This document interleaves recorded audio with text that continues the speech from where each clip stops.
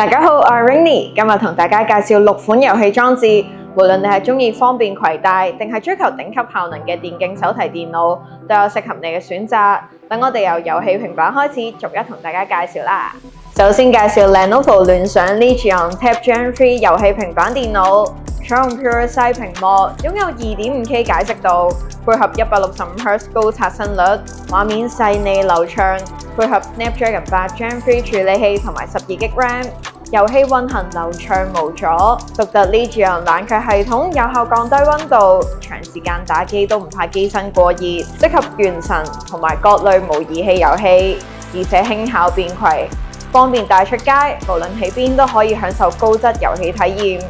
接住就係呢部華碩 ROG Ally X 電競手提遊戲機，佢使用 AMD Ryzen Z1 Extreme 處理器。24GB 記憶體，確保玩家有流暢嘅遊戲體驗。實存120Hz IPS 屏幕，解像度高，支援大部分 PC 同埋雲端遊戲平台，等你隨時隨地都玩到頂級畫質嘅遊戲。電池容量大，玩遊戲續航時間長達3個鐘以上，仲有雙 USB-C 埠，方便連接其他配件。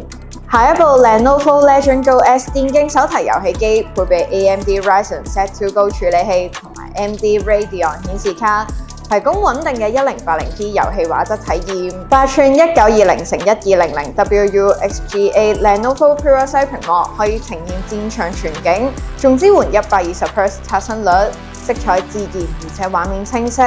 Legion True Strike 控制器同調節式觸發開關，提供精準操控，提升遊戲操作質感，仲會送3個月 Xbox Game Pass。MSI 微星 Pro 8 AI Plus A2VM 電競手提遊戲機，配備咗最新嘅 Intel Core Ultra 7處理器，性能強大，可以輕鬆應付大型3A 遊戲，用上 Windows 11操作系統，支援 Stream、Xbox Game Pass 等主流平台。120Hz IPS 等級觸控屏幕，可以提供流暢而且色彩準確嘅遊戲畫面，加上 Hall Effect 類比搖桿同扳機，提升控制精準度同耐用性，有效減少漂移問題。散熱系統採用內流式設計，將氣流重新導向，有效降低機身溫度。配備雙 Thunderbolt 4連接埠同埋 WiFi 7，支持高速資料傳輸同埋多設備連接。啱啱介紹過3款手提遊戲機都適合玩 Little Fighter 2、Indie Game、Stream Deck Verify 遊戲或者大部分3A 大作，